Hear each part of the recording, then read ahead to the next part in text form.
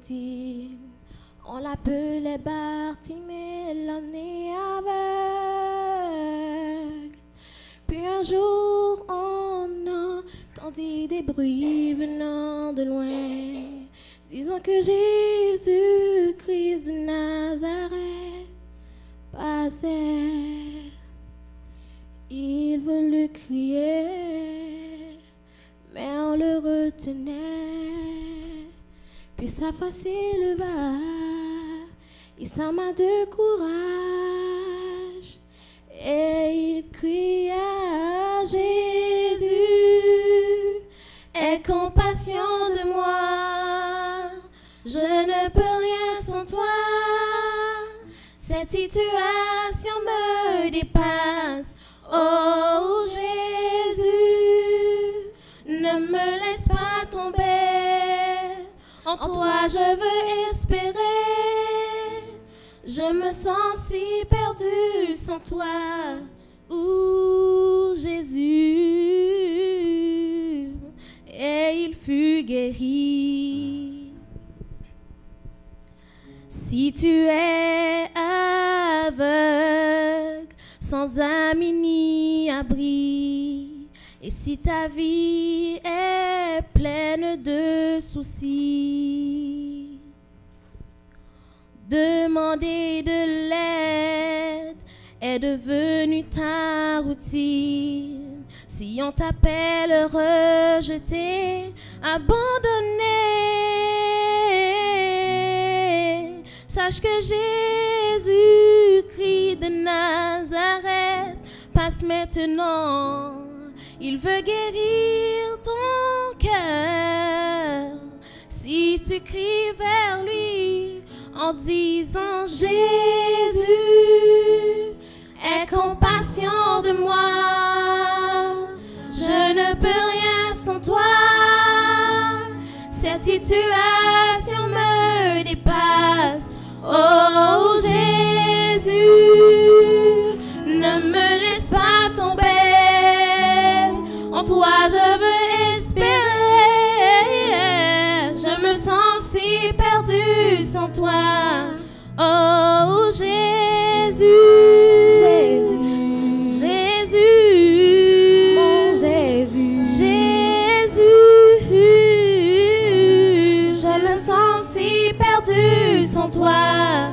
Oh Jésus, Jésus, Jésus, mon Jésus, Jésus.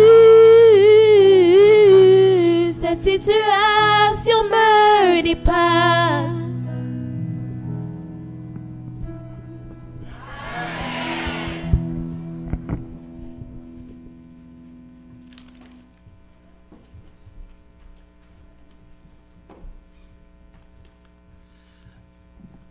Nous les remercions pour ce si beau chant. Amen. Amen. Oui, c'est vrai, l'amour de Dieu nous dépasse. Pour poursuivre le moment de louange, nous invitons l'Assemblée à se mettre debout. Nous allons chanter 2 chants. Le premier chant est dans le recueil « J'aime ta présence, Jésus » et le deuxième est au numéro 64 de nos hymnes de louange. Levez-vous, s'il vous plaît. « J'aime ta présence, Jésus ».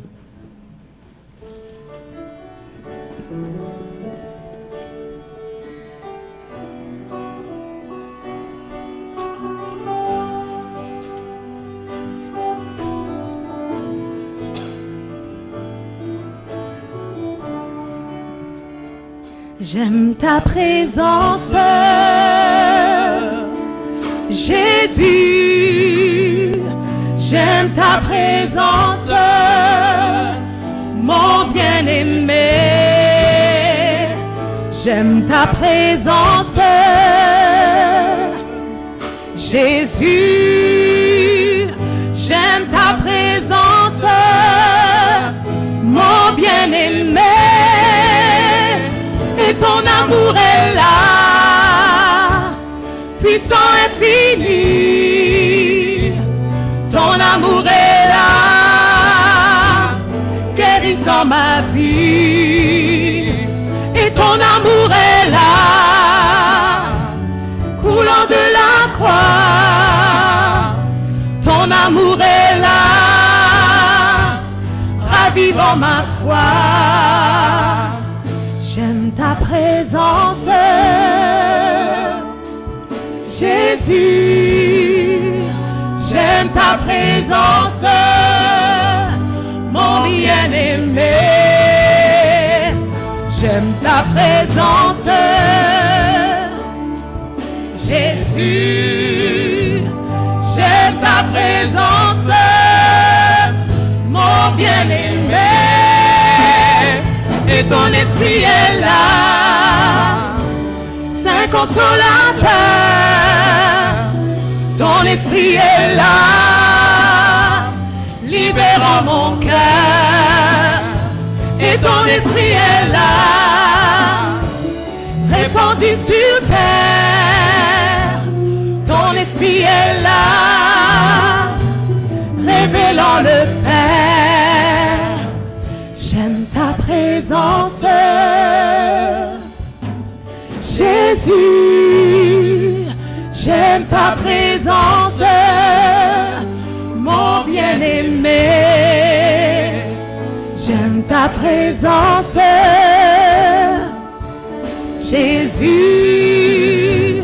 J'aime ta présence, mon bien-aimé. Et ton amour est là, puissant infini. Ton amour est là, guérissant ma vie. Et ton esprit est là, répandu sur terre. Ton esprit est là, révélant le Père. J'aime ta présence. Amen. Le numéro 64, j'ai suivi Jésus.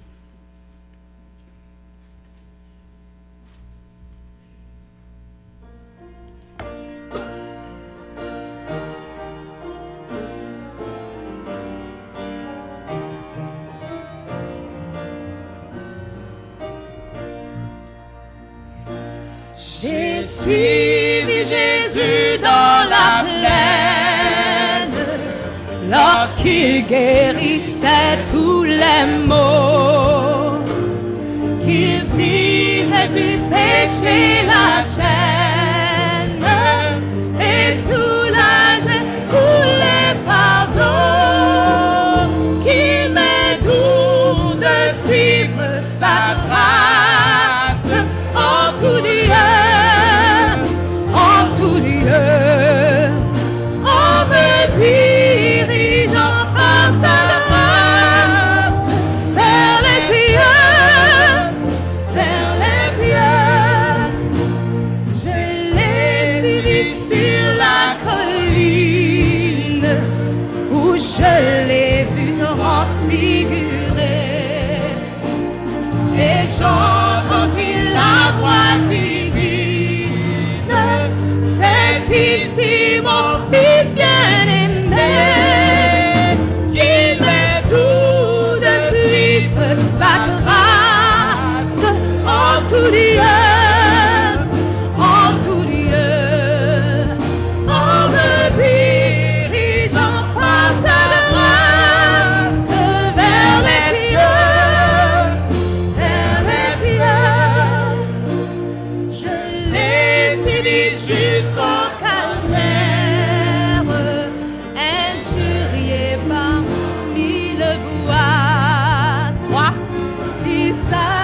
vers l'adversaire, entend tout ce salut de croix.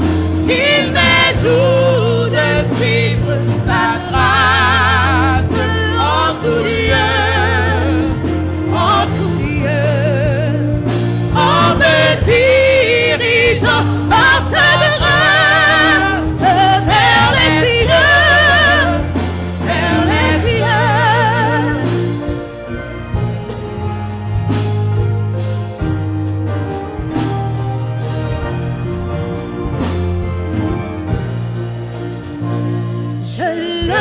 Suivrai toute ma vie, où qu'il aille en triomphateur.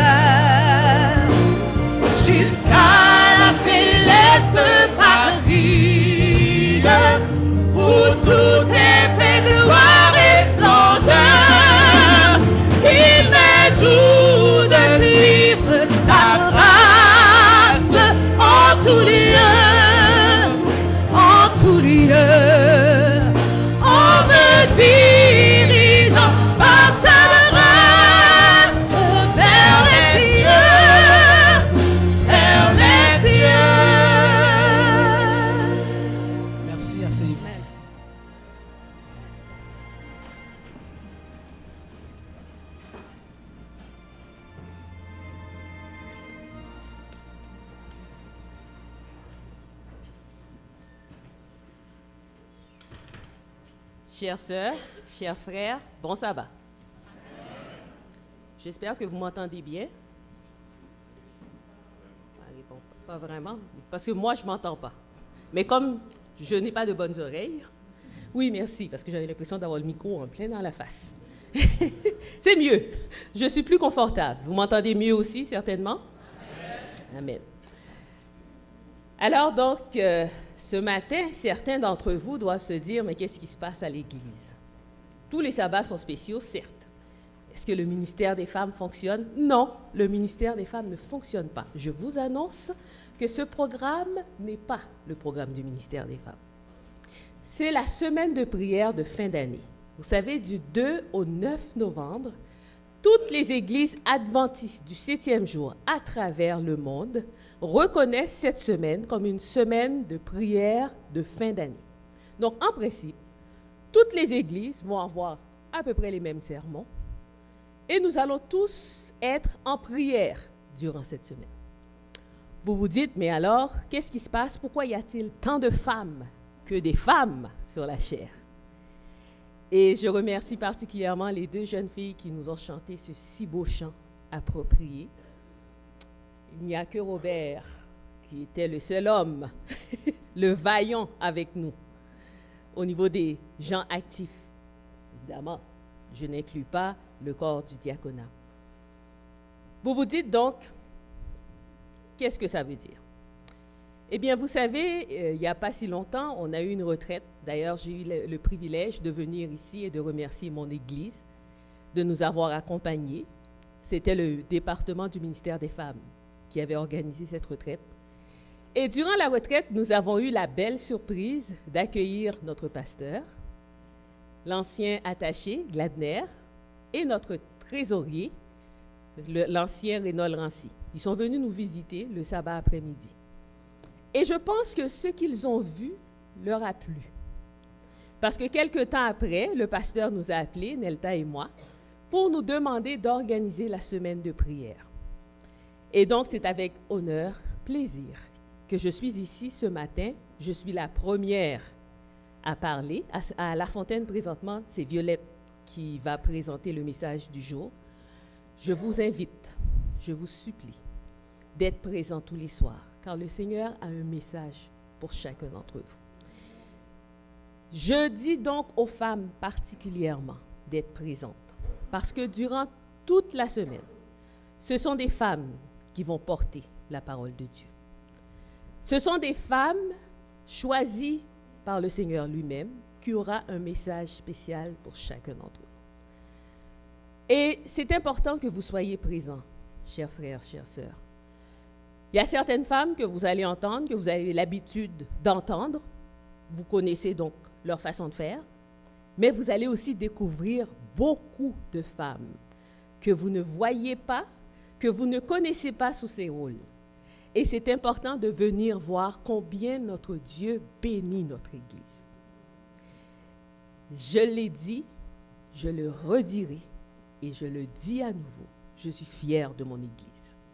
Je suis fière d'être adventiste du 7e jour, mais adventiste du 7e jour de l'Église Saint-Léonard-la-Fontaine. Nous avons toujours eu une longueur d'avance. Et encore, dans cette semaine, par la grâce de Dieu, nous avons pris une longueur d'avance. Le corps pastoral donne la possibilité aux femmes de l'Église de prêcher la bonne nouvelle du salut.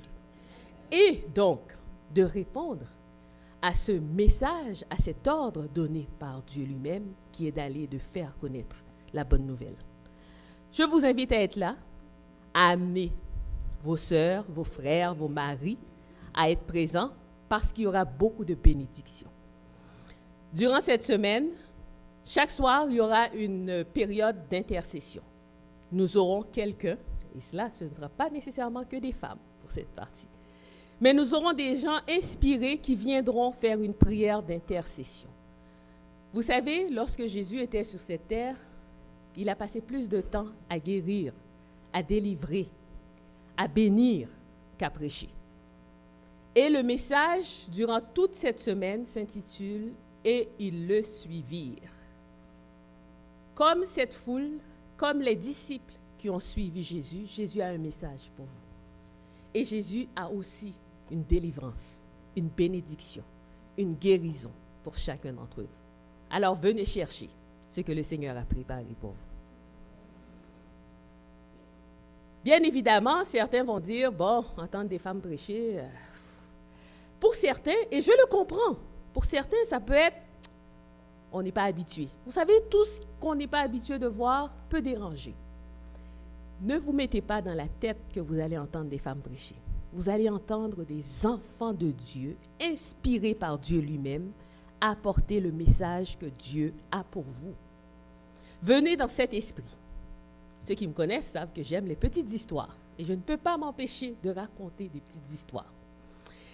Il est raconté un violoniste de haut talent qui, à un moment donné, annonce qu'il va faire un concert. Mais un concert particulier parce que durant ce concert, il aura le violon. Le violon. Alors, le violon extraordinaire qui coûte une fortune, qui est plus précieux que l'argent, que l'or, que le diamant. Et c'est ce violon qu'il va utiliser pour jouer. Tous les gens du gratin de la ville ont décidé d'assister au concert. Et effectivement, le violoniste est arrivé avec son violon et a commencé à jouer de façon extraordinaire. Vraiment une performance sans nom. Et à la fin, donc, le violoniste a le droit à une ovation debout de la salle. Les gens sont contents. Et ne voilà-t-il pas que ce violoniste prend le violon, le jette à terre, monte dessus, l'écrase. Il a l'air d'être fou complètement. Les gens sont stupéfiés et se disent, mais qu'est-ce qui se passe? Qu'est-ce qui lui arrive? Et nous voyons l'animateur de la soirée qui arrive tout sourire, qui prend le micro et qui dit aux gens, ne vous inquiétez pas. Le violon qu'il vient de détruire est un violon de bas de gamme. En fait, le violoniste voulait prouver que ce n'est pas l'instrument qui fait la musique, mais le musicien. De même, frères et sœurs, ce n'est pas l'instrument, les femmes, que Dieu va utiliser, qui va faire la puissance de la parole de Dieu, les bénédictions que vous allez recevoir. Mais c'est Dieu lui-même qui, à travers ces femmes, va vous parler à vous et vous remettre les bénédictions. Donc, je disais donc du 2 au 9 novembre, toutes les églises en principe vont avoir la semaine de prière à partir de ce catalogue, ce magazine, qui s'appelle l'Ancien. Et le titre, donc, c'est « Ils le suivirent ». Le sabbat matin, aujourd'hui, c'est le pasteur Ted Wilson qui a écrit la méditation. Pasteur Wilson est le président de la conférence générale. Le reste des jours, c'est le pasteur Litchen Walter. Je me trouve bonne, je suis capable de dire le nom comme il faut. Donc, pasteur Litchen Walter a été pendant 20 ans le pasteur du village adventiste qui se trouve aux États-Unis, au Berrien Springs, je crois, quelque part comme ça. Donc, c'est lui qui va faire le reste du message. Donc, pasteur Wilson commence donc son message en nous disant que l'année dernière, il a eu l'occasion d'aller visiter une place très importante pour lui et pour nous. Il s'est retrouvé à se promener au bord de la mer de Galilée. Donc, évidemment, au bord de la mer de Galilée, le pasteur a pensé à Jésus. Jésus qui s'est promené au bord de la mer. Jésus qui a été chercher ses disciples au bord de cette mer. La foule qui accompagnait Jésus au bord de cette mer. Jésus, donc, pendant qu'il était au bord de cette mer, et de plus en plus la foule grossissait, à l'époque, ce n'est pas comme aujourd'hui. Aujourd'hui, je n'ai pas une voix qui porte nécessairement, mais avec le micro, c'est super. Je n'ai pas besoin de hurler, vous m'entendez.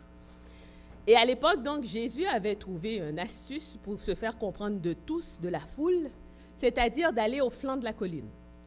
Et il amenait la foule au flanc de la colline, lui en haut, la foule en bas, sa voix portait pour s'assurer que tout le monde entende ses messages.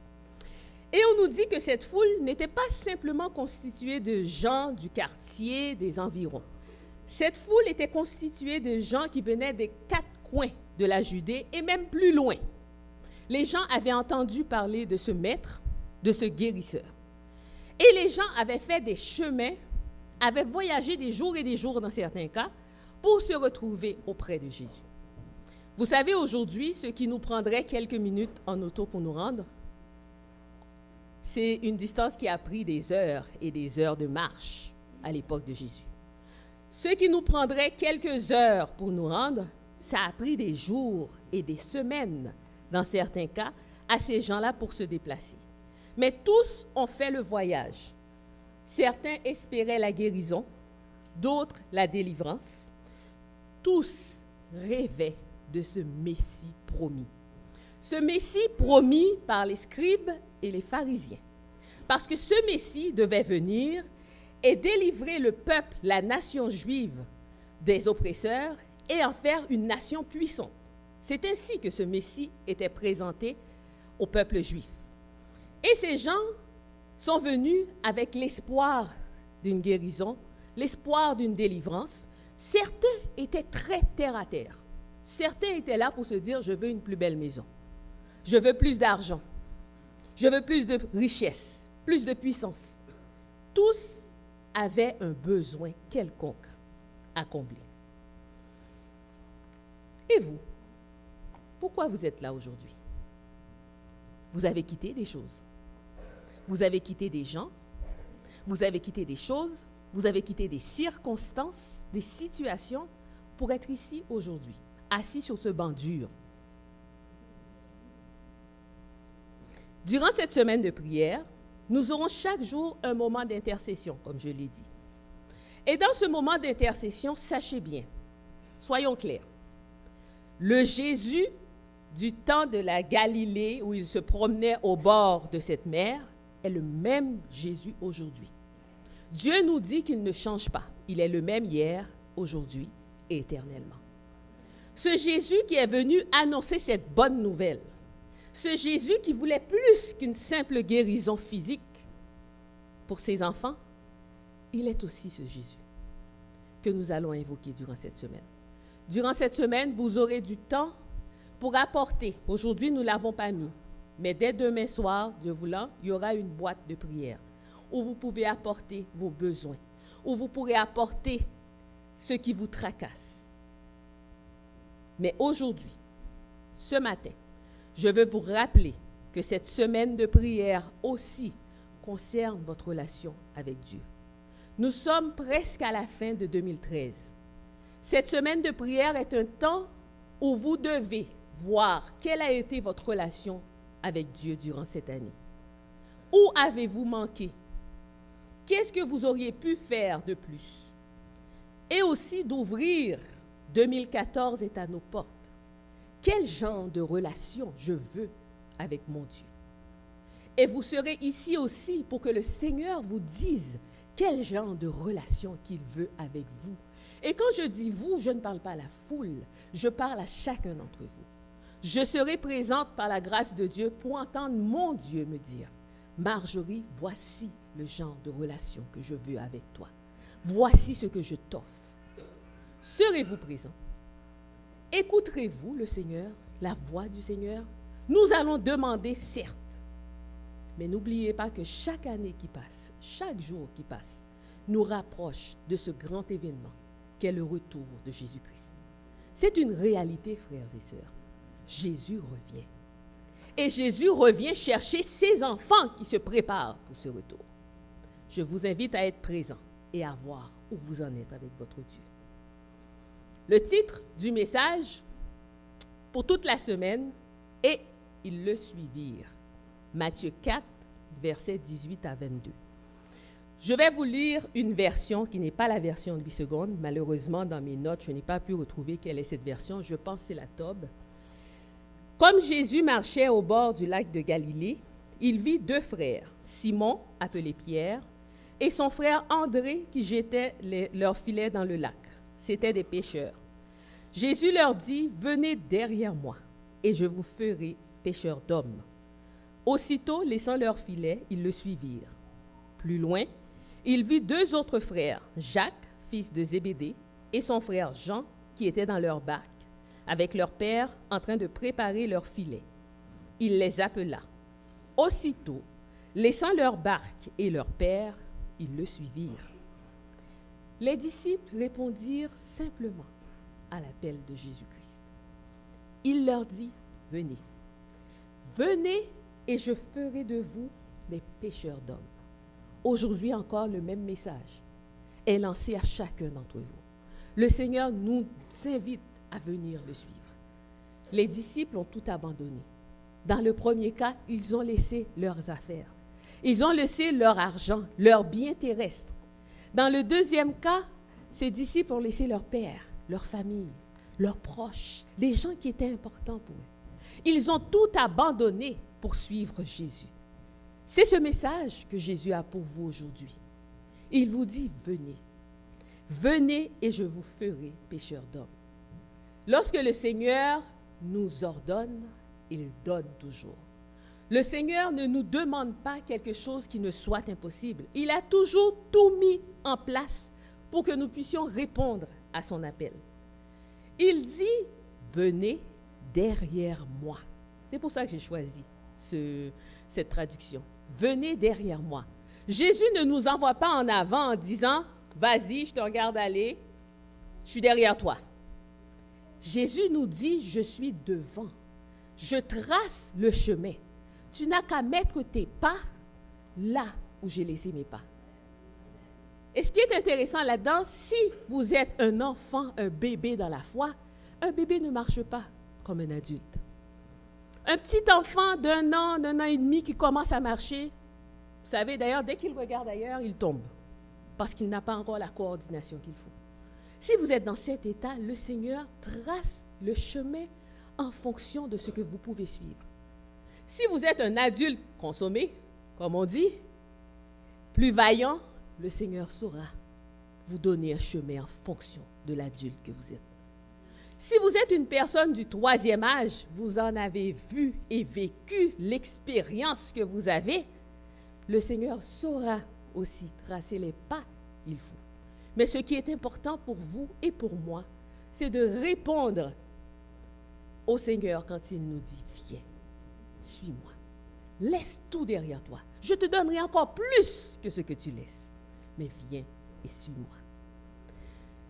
Si je reviens maintenant à cette foule qui suivait Jésus, cette foule qui était venue chercher toutes sortes de choses, cette foule, pour certains, qui n'avaient pas un désir, qui ne pouvaient pas clairement exprimer le besoin. Vous savez, des fois, on est dans des situations, on sait qu'on a un besoin, mais on ne sait pas quoi.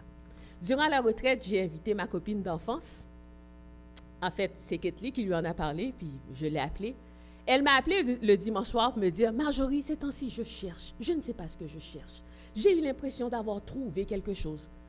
Mais pas assez longtemps. Il faut que vous reveniez chez moi et que vous priez avec moi. » Gloire à Dieu. Mais vous savez, dans cette foule, il y avait des gens dans cette situation. Et aujourd'hui, dans la foule que vous représentez, il y en a certains qui sont là par habitude. Il y en a certains qui se disent « Entre rester chez moi, je vais aller à l'église. » Mais pas nécessairement par une conviction profonde. Mais aujourd'hui, vous pouvez briser tout cela et découvrir ce Dieu merveilleux. Vous savez, le discours que Jésus a fait à ces gens qui espéraient, ça a été un discours révolutionnaire. Rien à voir avec les grands du temps de Jésus. Bien opposé au discours des grands, des hommes de loi, des scribes et des pharisiens. Jésus leur a dit, et je veux le relire avec vous, merci Mélora pour cette belle lecture que tu nous as faite. Matthieu 5, 3 à 11 nous dit « Heureux les pauvres en esprit, car le royaume des cieux est à eux. Heureux les affligés, car ils seront consolés. Heureux les débonnaires, car ils hériteront de la terre. Heureux ceux qui ont faim et soif de la justice, car ils seront rassasiés. Heureux les miséricordieux, car ils obtiendront miséricorde. » Ceux qui veulent lire avec moi, ne vous gênez pas. Heureux ceux qui ont le cœur pur, car ils verront Dieu. Heureux ceux qui procurent la paix, car ils seront appelés fils de Dieu. Heureux ceux qui sont persécutés pour la justice, car le royaume des cieux est à eux. Heureux serez-vous lorsqu'on vous outragera, qu'on vous persécutera et qu'on dira faussement de vous toutes sortes de mal à cause de moi. En quoi ce discours est révolutionnaire? Jésus est en train de glorifier les affligés et les persécutés. dans le temps, les scribes et les pharisiens avaient fait croire au peuple que si vous êtes dans la souffrance, c'est que vous êtes condamné. C'est de votre faute si vous souffrez. Et voilà le Seigneur des Seigneurs, le Tout-Puissant, fait homme, qui dit au peuple, heureux êtes-vous d'être des affligés, d'être dans la souffrance. La stupeur a dû frapper la foule. Et cela est encore vrai aujourd'hui. Vous savez, les 8 maximes que je viens de vous lire, on les appelle les béatitudes. Une béatitude, c'est un bonheur exprimé. Alors, combien d'entre vous ce matin se sont levés en se disant « Youpi, je suis un affligé et je suis béni et je m'en vais à l'église recevoir mes bénédictions. » Pas grand monde, moi la première. Et pourtant, le discours de Jésus est fort. Jésus dit, eh bien, ce sont les affligés. C'est ceux-là qui sont heureux. Le bonheur appartient à ceux qui sont affligés, ceux qui sont persécutés pour ma parole, ceux qui sont humbles et doux de cœur. Un discours qui n'a rien à voir avec le discours d'aujourd'hui au XXIe siècle et qui n'avait rien à voir il y a 2000 ans non plus. Jésus, c'est ce qu'il vous promet. C'est ce bonheur. Vous savez, il y a quelque temps, on m'a demandé de présenter à la classe enfantine à La Fontaine le psaume 1er. Dans un premier temps, je me suis dit, qu'est-ce que j'ai à dire sur le psaume 1er? Il me semble que le psaume est clair. C'est le premier, en fait, les 2 premiers psaumes que tout le monde apprend, ceux qui ont grandi dans la foi. Psaume 1er, psaume 23. On connaît tous ce psaume. Mais en faisant l'exercice, je me suis rendu compte que ce psaume est une béatitude. D'ailleurs, en lisant la construction de ce psaume est une introduction au psaume. Ce n'est pas un psaume, c'est une introduction au psaume. Et c'est une béatitude. Heureux l'homme qui ne marche pas selon le conseil des méchants. Heureux, béatitude. Et donc, aujourd'hui, Jésus tient le même discours et nous dit, si nous voulons être heureux, il va falloir le suivre et mettre nos pieds dans les traces qu'il nous a laissées. Ellen White nous dit, et je lis, « Le sermon sur la montagne conservera toujours toute sa force. Chacune de ces maximes est une parole de vie. Les principes établis dans ce discours valent pour tous les temps et tous les hommes. Avec une fermeté divine, le Christ exprime sa foi et son espérance en signalant certains traits distinctifs de ceux qui seront bénis pour avoir recherché la sanctification, en vivant par la foi la vie du Christ. Chacun peut atteindre l'idéal inspiré par ces paroles. » Oh! J'espère que ce message vous bouleverse comme il m'a bouleversé. Parce que le message de Jésus n'a rien à voir avec ce qu'on entend aujourd'hui. La réussite aujourd'hui, c'est quelqu'un qui a du pouvoir, qui a de l'argent, qui a même tassé certaines personnes, écrasé certains pour arriver. C'est bien vu. Dans le monde des affaires, d'ailleurs, un homme d'affaires ou une femme d'affaires, c'est celui ou celle qui s'est écrasé son concurrent. C'est ça le discours. Et là, aujourd'hui, Jésus nous rappelle que lui, son discours, le bonheur selon la définition de Dieu, c'est d'être capable de supporter les difficultés. C'est d'être un acteur, un artisan de paix en toutes circonstances. Vous savez, si je prends les béatitudes, les 8 béatitudes, nous pourrions les diviser en 3 volets. Le premier volet concerne ma relation avec mon Dieu, à la verticale. Heureux ceux qui ont une âme de pauvres, car le royaume des cieux est à eux. Heureux les affamés et les assoiffés de justice, car ils seront rassasiés. Heureux les cœurs purs, car ils verront Dieu. C'est directement ma relation personnelle, pas une relation de foule, ma relation personnelle avec ce Dieu. Le deuxième volet concerne ma relation avec mes frères et sœurs, avec mes pères. Heureux les doux, car ils posséderont la terre. Heureux les miséricordieux, car ils obtiendront miséricorde. Heureux les artisans de paix, car ils seront appelés fils de Dieu. Les doux, les miséricordieux. Un tapis aujourd'hui. Personne ne veut être gentil. Vous savez, dans mon travail, j'enseigne, entre autres, aux participants à bien se vendre dans une entrevue. Et souvent, c'est culturel. Hein? Les gens qui viennent d'Haïti, les jeunes qui viennent d'arriver ici, quand je leur demande « Quelle est ta plus grande qualité ?» Je suis une personne gentille.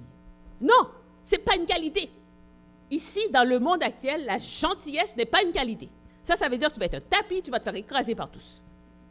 Il faut que tu trouves quelque chose qui va faire « Oh, waouh, j'ai envie de l'avoir. » On ne veut pas avoir des gens gentils. J'ai un employeur qui m'a déjà dit « Marjorie, viens le chercher, j'en peux plus. » J'étais très surprise parce que j'avais 2 jeunes hommes qui venaient d'arriver d'Haïti. D'ailleurs, leur sœur était venue la semaine d'avant, avant qu'ils arrivent au pays, pour être sûrs qu'ils avaient leur place. Elle les a inscrits.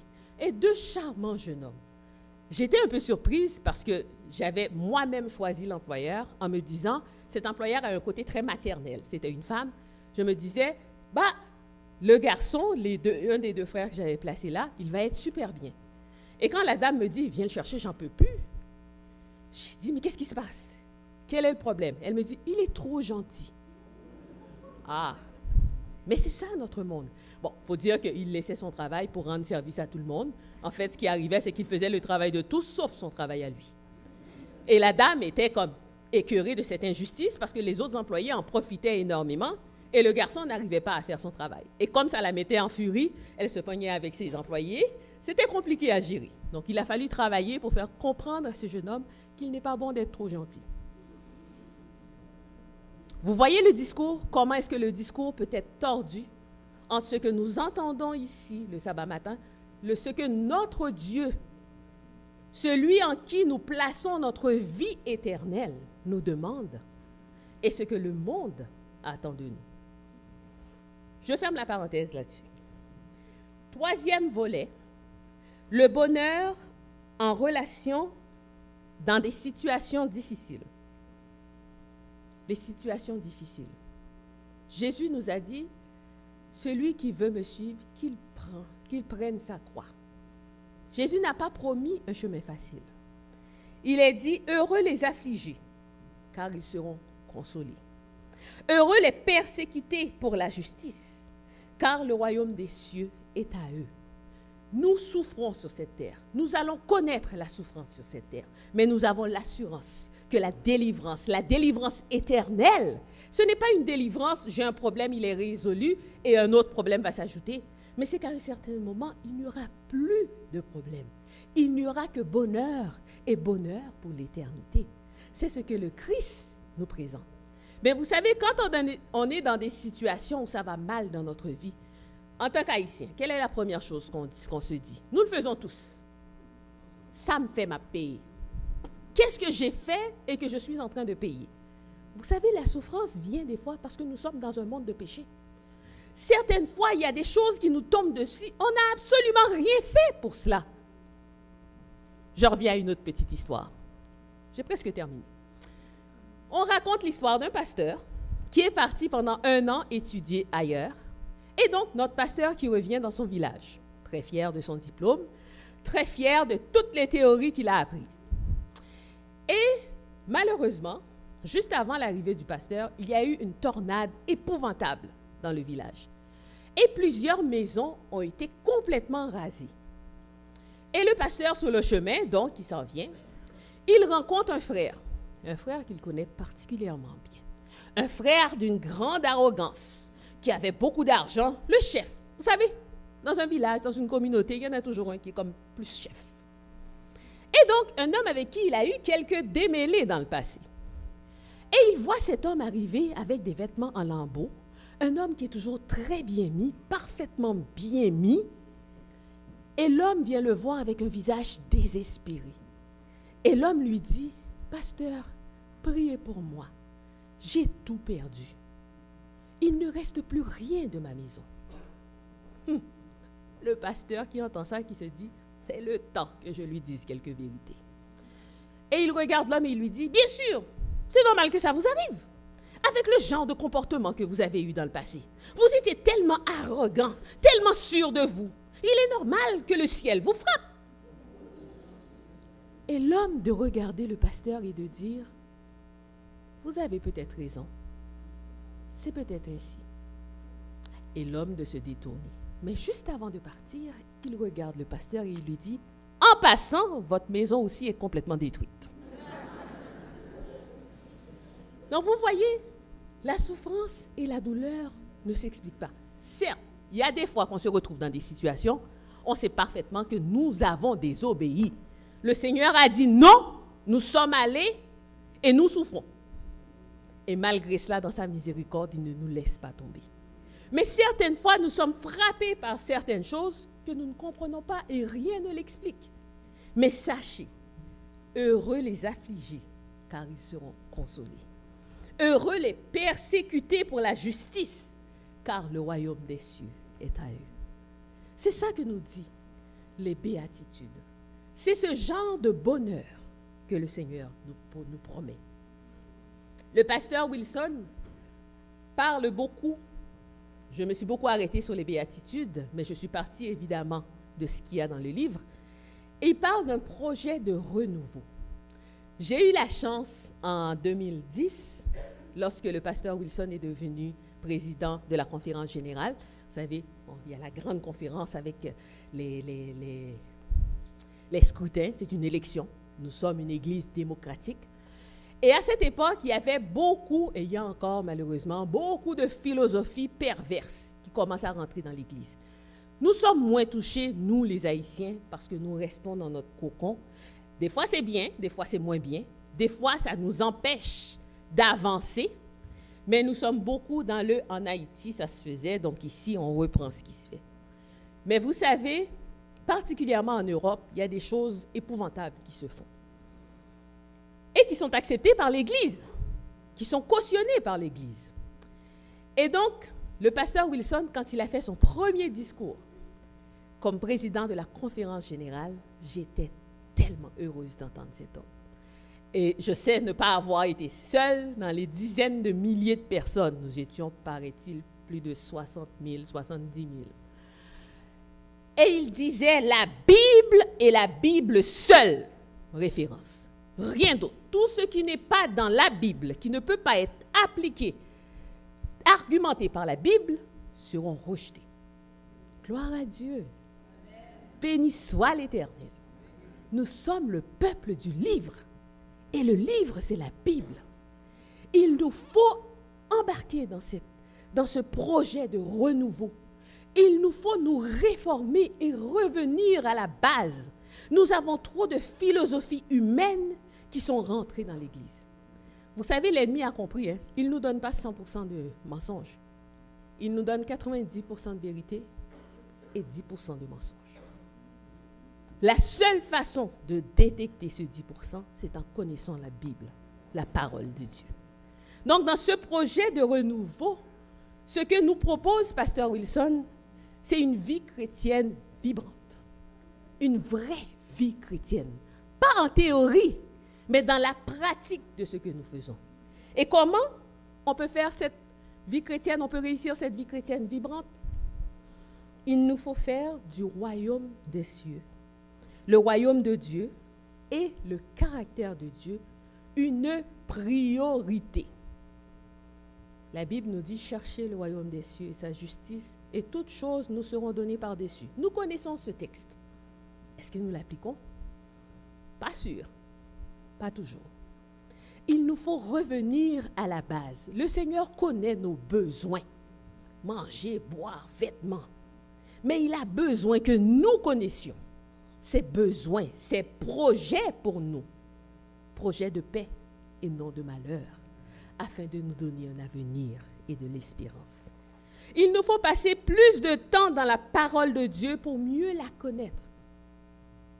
C'est la façon, l'idéal pour connaître ce Dieu merveilleux. Maintenant, je vais être dans le concret avec vous. Certains se disent, la parole de Dieu, moi la première, en janvier, je commence toujours l'étude de la Bible. Je commence pendant un certain temps, janvier, février, mars, hop là, ça commence à être un petit peu plus compliqué. Particulièrement quand on tombe dans les nombres, vous savez, un tel, le fils d'un tel, fils d'un tel, fils d'un tel, oh là là, c'est longtemps et on ne comprend rien. On n'est même pas capable de dire les noms des gens qui sont là-dedans. Hein, soyons honnêtes avec soi-même. Hein. C'est facile de dire, il faut lire la parole de Dieu. Il y a des passages qui ne passent pas bien. Il y a des passages qui sont extrêmement difficiles. Pas parce que nous ne savons pas lire, nous ne savons pas écrire, nous ne parlons pas le français, nous ne comprenons pas. Mais parce que, qu'est-ce que j'en ai à faire que le frère soit le fils d'un tel et d'un tel et d'un tel, des illustres inconnus? Ce n'est pas très passionnant. Mais il y a d'autres façons. Vous savez, Ellen White dit que l'esprit de prophétie est une petite lumière pour amener vers la grande lumière. La grande lumière qui est la Bible. Tout le monde n'a pas cette faculté. Je sais, il y en a qui ont cette faculté de lire leur Bible à chaque année pendant les 365 jours de l'année, qui vont commencer la lecture biblique et qui vont la terminer. Gloire à Dieu. Mais cette faculté n'est pas donnée à tous. Donc, soyons conscients que tous, nous n'avons pas cette opportunité. Mais le Seigneur a tout mis pour que nous y arrivions autrement. Je vous ai apporté quelques livres. Ceux qui sont intéressés, à la fin, vous pouvez me voir et venir voir ces livres. Je pense à la jeunesse, à ma jeunesse particulièrement. La lecture, pas toujours évident pour certains. Mais il y a d'autres façons d'apprendre. C'est sûr que si je prends ma Bible, j'ai de la misère. Bon, il y a le vers Jésus, hein, tout le monde le connaît. Personnellement, moi, le vers Jésus ne m'allume pas. Ah, je vais peut-être en déplaire à certains. Il ne m'allume pas parce que l'Écriture n'est pas assez actuelle. La façon dont c'est présenté, je ne dis pas qu'il ne faut pas lire vers Jésus. Hein, attention, hein? N'allez pas dire que Marjorie a dit qu'il ne faut pas lire le vers Jésus. Je suis consciente de certaines limites de certaines personnes. Et c'est à elles que je parle. Ceux qui ont du plaisir avec ce livre, continuent avec ce livre, gloire à Dieu. Et moi, j'y crois. Je le donne en cadeau à certaines personnes. Le pire qui puisse arriver, c'est que la personne ne le lise pas. Mais un petit livre comme ça, sur Jonas, pas très long. C'est des petits chapitres. D'ailleurs, on peut lire un chapitre et sauter et aller vers un autre. Il est tellement facile, je ne parle pas anglais. Il est en anglais et je suis capable de le comprendre. C'est pour vous dire. Un de mes auteurs préférés, Mark Finley. C'est un roman qu'il écrit. Vous commencez la lecture, c'est tellement actuel, c'est tellement les choses, les activités, les circonstances de la vie chrétienne d'aujourd'hui, vous accrochez facilement. Et ça se lit aussi par chapitre. Je peux sauter un chapitre, revenir sur l'autre et ainsi de suite. La croissance du chrétien, un autre petit livre. Vous savez, tous ces livres, je les ai eus à la bibliothèque, la librairie adventiste pour la plupart, certains au CLC. Qu'est-ce que le vrai pardon? Hein? Quand on a de la misère avec et qu'on nous dit, lis ta Bible, le Seigneur te dira comment pardonner. Oui. Mais c'est le fun d'avoir quelqu'un qui a fait une expérience au niveau du pardon et qui nous raconte son expérience au niveau du pardon. Et on se retrouve tellement dans ce que fait cette personne, de ce qu'a vécu cette personne, c'est tellement facile. Comment puis-je savoir qu'il y a un Dieu? Vous allez me dire, mais ça, c'est pas pour les adventistes. C'est pas vrai. Il y en a d'entre nous qui se posent la question, est-ce que Dieu existe vraiment? Je veux dire les vraies choses ce matin. C'est une question que certains se posent.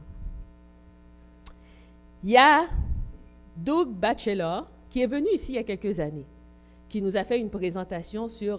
lui, il a fait ses études, sa thèse, il l'a fait au Vatican. C'était à l'époque la première personne, je ne sais pas s'il y en a eu d'autres, première personne autre qu'un catholique qui soit rentré dans la bibliothèque du Vatican pour faire des recherches. Un monsieur fort intéressant. On se pose des questions, le christianisme, le chrétien et l'alcool. Pour la jeunesse, ça peut être fort intéressant. Une autre façon de voir les choses. Que pouvons-nous apprendre des anges? On parle beaucoup aujourd'hui. On parle des anges. Les anges remplacent Dieu. Vous regardez les films, les anges sont des êtres superbes. Ils veulent tous venir vivre dans ce monde. Il y a quelques années, j'avais vu un film, j'ai oublié le titre, avec, comment il s'appelle? Nicolas Cage. Un film d'amour. Et à la fin, c'est un ange qui finit par amour pour une femme sur cette terre maudite, finit par laisser le ciel pour cette femme. Et la femme meurt. Et malgré la mort de la femme, un autre ange à la fin du film vient le chercher. Non, je reste dans ce monde merveilleux. Est-ce que c'est notre discours? Mais c'est ce que le monde apprend. Et si vous n'êtes pas solide, vous n'avez pas une relation réelle, je ne parle pas simplement de sincère, une relation réelle avec Dieu, eh bien, vous allez vous laisser influencer par ces affaires-là, par ces genres de boniments. Donc, lorsque je dis lire la parole de Dieu, c'est très bien de prendre sa Bible et de la lire. Pour certains, ça peut être de passer par des petits livres comme ça. J'ai oublié mon grand livre. Présentement, je suis en train de lire une biographie sur la vie de David. Extraordinaire. J'ai tellement de plaisir. Le soir, avant de me coucher, je prends mon livre. Je m'assure que les enfants sont couchés bien vite certains soirs pour être sûr d'avoir mon livre et de me plonger dedans. Le livre est tellement passionnant. Bon, moi, je suis une grande lectrice naturellement. J'adore lire. Je lis à peu près n'importe quoi. Des fois, je commence à lire des choses, je me dis, en tant que chrétienne, c'est peut-être pas une bonne idée. Mais j'aime lire. J'ai cette facilité, j'en suis consciente. Tout le monde n'a pas cette facilité. Mais vous savez, encore là, Dieu ne vous a pas oublié. Les jeunes, sur Internet, il y a beaucoup de cochonneries, mais il y a aussi beaucoup de choses. Vous pouvez trouver des vidéos sur la vie de Jésus. Vous pouvez trouver des choses.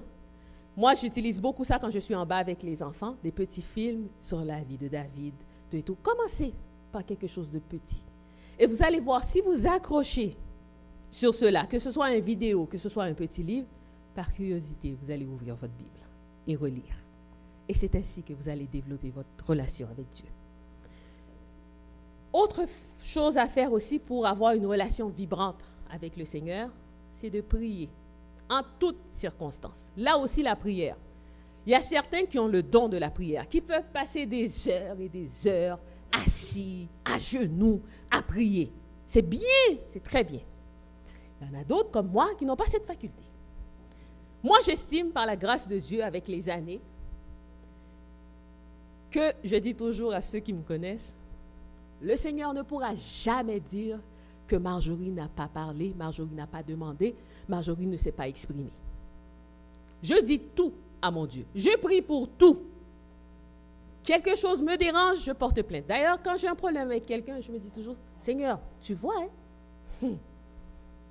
je porte plainte contre cette personne. Je ne demande rien de mal. Mais pour moi, mon Dieu, c'est mon papa. Vous savez, quand un enfant, surtout la relation père et enfant, quand un enfant a un problème avec son ami, ou encore qu'il parle, mon papa est plus grand que le tien, mon papa est plus intelligent que le tien, mon papa, je suis dans cette relation avec mon Dieu. Je n'ai pas cette faculté de passer des heures et des heures à genoux à prier. J'ai essayé, c'est pas que j'ai pas essayé. Je me souviens au début de ma conversion réelle avec mon Dieu, Sœur Léa avait l'habitude le vendredi. Elle ne travaillait pas le vendredi pour pouvoir jeûner tous les vendredis. Puis je me disais, tu passes la journée sans rien manger? Je dis, oui. Tu fais quoi? Je prie, je chante, je loue le Seigneur. Un vendredi, j'ai décidé, moi aussi, je vais essayer ça. Je peux vous dire qu'à 10h, moins quart, moins 10, j'avais l'impression que mon esprit était en train de quitter mon corps. J'étais à genoux, j'avais tellement faim que c'était incroyable. À un moment donné, j'ai dit, Seigneur, amen. Nous allons manger et passer à autre chose. Quand j'ai raconté ça à Léa, elle était pliée en deux. Mais c'est correct. Mais prier, ce n'est pas simplement quand je suis à l'église ou à genoux. C'est bien de le faire et ça prend un temps pour cela. Mais prier, c'est d'avoir le sentiment réel que Dieu est à côté de moi tout le temps. Et quand je développe ce sentiment réel que Dieu est à côté de moi, c'est plus fort que de passer 2 heures. Parce que je peux passer 2 heures en prière et après ça, je dis, bon, Jésus, je t'ai donné ce que j'avais à te donner, je vais faire mes affaires maintenant. Nos routes se séparent là. Mais quand j'ai développé ce sentiment que Dieu est à côté de moi, des fois, on va poser des gestes. Je suis un chauffeur qui peut être pas loin du chauffard par bout. Je suis une impatiente. Et je n'aime pas qu'on me coupe. Et dernièrement, j'étais sur la route, j'écoutais de la belle musique. J'étais dans un esprit de prière. Et il y en a un qui vient et qui me coupe la route en avant. Et j'ai dû freiner. J'étais sur l'autoroute, j'ai dû freiner. Ma première réaction, ça a été de peser sur le gaz, puis je vais le passer devant, puis je vais lui montrer. Puis après ça, j'ai dit, « Ah, Seigneur, tu ne vas pas m'accompagner là-dedans. » OK. Je porte plainte, tout simplement. Et je suis passée à côté du gars en lui faisant, « Allô. » Mais ce n'est pas un allô que j'avais envie de lui faire, c'est un doigt d'honneur. Mais je sais que mon Dieu n'aurait pas apprécié. Puisqu'il était à côté de moi, je ne me suis pas permise de le faire. Je ne me suis pas permise de le faire parce que j'étais en relation avec lui. Bon, des fois, je m'échappe, comme tous. Des fois, même si je sais qu'il est là et je tente. Vous savez, les enfants, hein, des fois, le parent est là, a dit non, mais il s'essaye pareil. Souvent, ça finit par une belle tape. Et souvent aussi, il va comprendre, c'est peut-être mieux de ne pas recommencer. Mais c'est ça aussi, avoir développé une relation. La prière est une conversation, pas un monologue. Un monologue, je parle. Une conversation, je parle, j'écoute, j'entends, j'analyse et je réponds. Prier, c'est d'exposer nos problèmes, nos besoins au Seigneur, mais c'est aussi d'écouter ce que Dieu a à nous dire. Je suis à la fin de mon message. Maintenant, je vais vous demander, par la grâce de Dieu, de faire un acte de foi. Cette semaine est une semaine de prière de fin d'année. Une occasion de plus que le Seigneur nous donne à chacun de voir notre vie, la vie que nous avons menée jusqu'à présent avec Dieu. La vie que Dieu veut que nous menions réellement. Cette semaine est l'occasion pour chacun d'entre vous de commencer 2014 sous de nouvelles bases, plus solides, plus réelles, plus sincères avec votre Dieu. Je vais vous demander de faire un acte de foi. Ce matin, il n'y a pas de boîte de prière. Et c'est très bien. Parce que ce matin, je ne vous demande pas de venir présenter vos requêtes. Seigneur, j'ai besoin de travail. Seigneur, j'ai besoin de guérison. Seigneur, j'ai besoin de ci. Seigneur, j'ai besoin et j'ai besoin. Nous avons tous des besoins. Le Seigneur connaît nos besoins bien mieux que nous. Bien mieux que nous, il connaît nos besoins. Ce matin, je vous invite à faire un acte de foi. Sœur Rénice va s'avancer. Sœur Rénice va faire une prière d'intercession pour tous ceux qui veulent. Je vous invite à vous avancer et à donner votre vie au Seigneur, à vous reconsacrer totalement.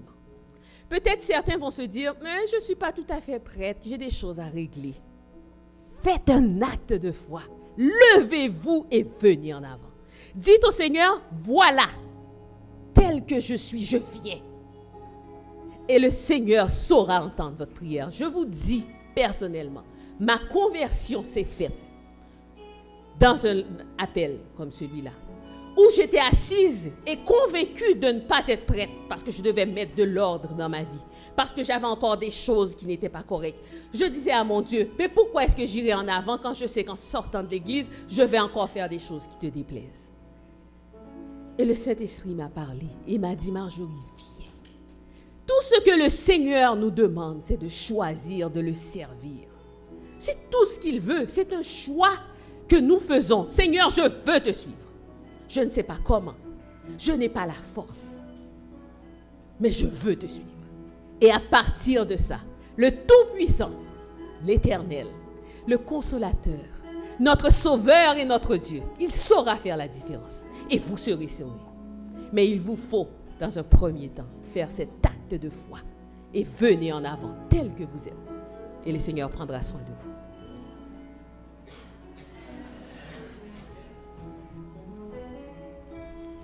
Pour vous laisser l'opportunité de vous avancer, nous allons chanter pour qui vous parle à Guéo.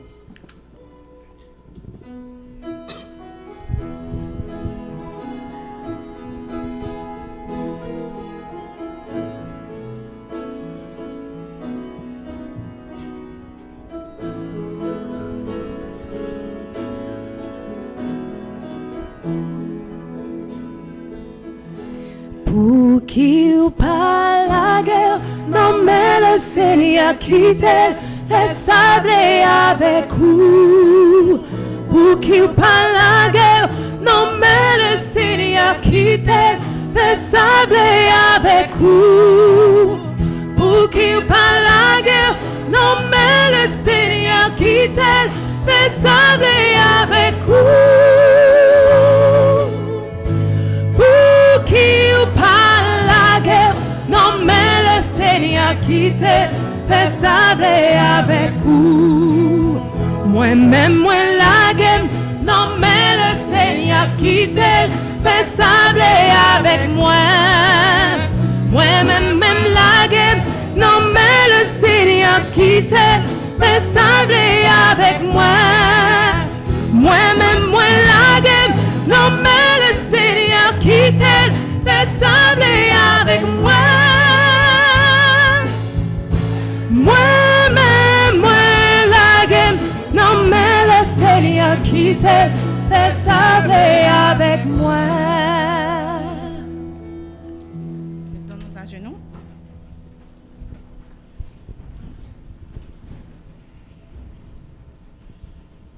Éternel, notre Dieu, notre Père, nous te disons infiniment merci pour ton grand amour manifesté envers nous chaque jour. Merci Seigneur, tu as pris soin de nous depuis que nous sommes tout petits. Et maintenant Seigneur, nous voilà dans ta maison, nous venons t'adorer. Toi Seigneur qui mérites gloire, honneur, hommage. Merci pour ton grand amour, Seigneur. Malgré ton amour, nous avons péché, Seigneur. Mais là encore, tu nous as donné ton Saint-Esprit, nous disant, mon fils t'a péché et viens te repentir. Merci, Seigneur. Voilà, Seigneur, ton Église devant toi. La semaine de prière vient tout juste de commencer aujourd'hui. Nous te présentons, Seigneur, la famille de ton Église. Nous te présentons, Seigneur, les membres de ton Église. Nous avons besoin de toi, Seigneur. Nous voulons te suivre, nous voulons rester à tes côtés et nous voulons dire, comme Paul a dit, nous avons marché, Seigneur, avec toi et maintenant, désormais, la couronne de justice nous est réservée. Seigneur, bénis-nous. Pardonne nos fautes. Permets à ce que cette semaine de prière soit pour nous une bénédiction sans fin. Et que, Seigneur, nous pourrons revivre avec toi, nous pourrons marcher avec toi et ainsi nous aurons toutes les bénédictions. Et par nos comportements et par notre façon de vivre, Seigneur, nous pourrons prêcher ta parole. Bénis ton Église, Seigneur. Bénis le département qui organise cette semaine de prière. Bénis tous les départements de l'Église, Seigneur. C'est une semaine de prière de fin d'année. Tu nous as permis de traverser cette année en bien. Il ne reste que quelques semaines, Seigneur, pour la fin. Nous te prions, Seigneur, de nous bénir et permets à ce que l'année prochaine, l'année qui s'en vient, Seigneur, nous pourrons prendre un nouveau départ avec toi et ainsi nous nous impliquerons beaucoup plus dans ton évangile pour prêcher ta parole, Seigneur. Pardonne nos fautes, pardonne nos iniquités et bénis-nous jusqu'à ce que tu reviennes. Nous te prions ainsi au nom de Jésus.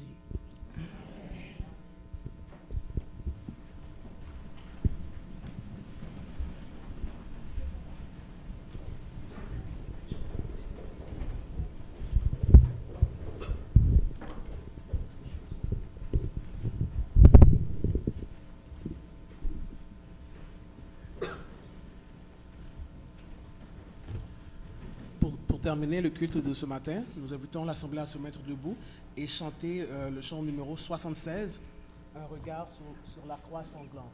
Le numéro 76 de nos hymnes et louanges.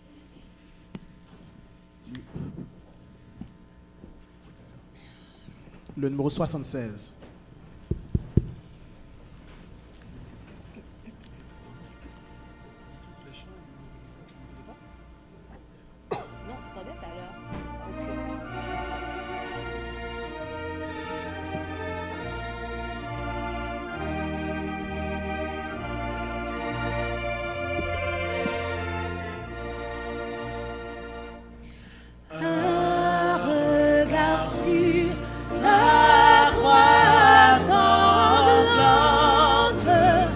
Jésus fait déborder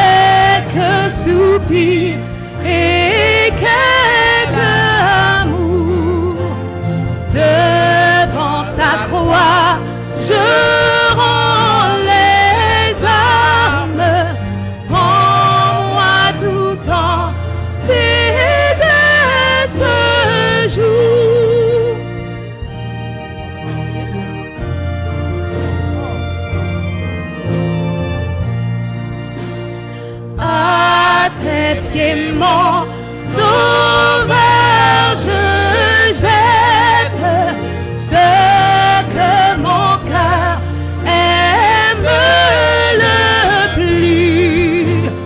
Oui, prends mon idole secrète, tu seras mon trésor, Jésus.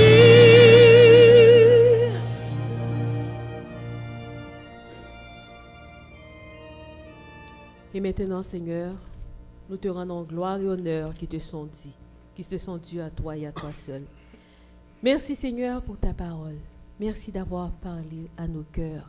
Merci d'avoir entendu, Seigneur, notre réponse. Nous voulons te servir et te suivre. Donne-nous maintenant la force, le courage, le vouloir et le faire, afin que nous puissions, Seigneur, mettre en pratique ta parole. Et que ce royaume de Dieu soit vraiment notre priorité, la priorité de chacun d'entre nous. Bénis le reste de la journée pour nous. Bénis cette nouvelle semaine qui va bientôt commencer. Et aide-nous, Seigneur, à rester attachés à toi. Au nom de Jésus-Christ. Amen.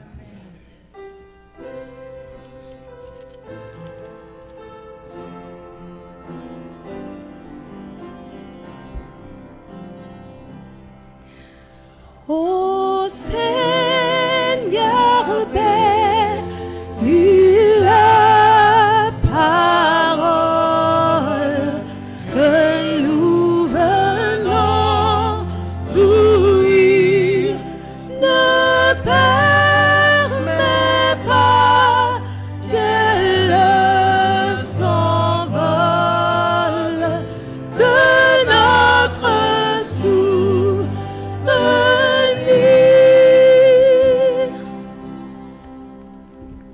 Pour la sortie des officiants, nous chantons Miséricorde insondable au numéro 271 de nos hymnes et louanges.